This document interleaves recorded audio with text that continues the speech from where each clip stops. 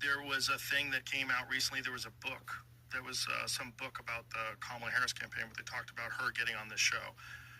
And they said a bunch of things that weren't true. They talked to, supposedly talked to like 150 different people about her and, what happened with her coming on the show. I don't know if it's 150. A lot of people. They didn't talk to us, and which is kind of crazy. And which is like, they didn't even ask. But they said things that just weren't true.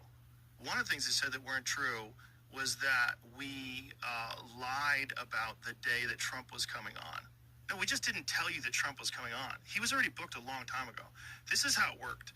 Trump was really easy to book, like super easy. We offered one day. He said yes. That was it. There was no, what are we going to talk about? How long is it going to be? Is it going to be edited? There was nothing. What's the waiver? Here, give me that waiver. Sign it. It was so easy.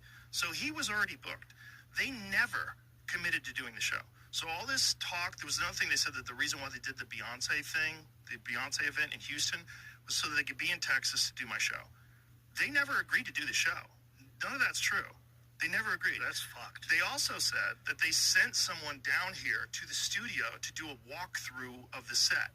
That's not true. The Trump administration did.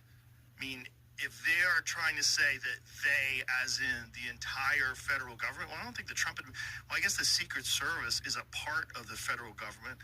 Maybe you can kind of get away with saying that because the Secret Service came down here for Trump and looked around, that we sent someone down, but it was not. It was the Trump administration sent them down because they're the only ones that had a date to do the show.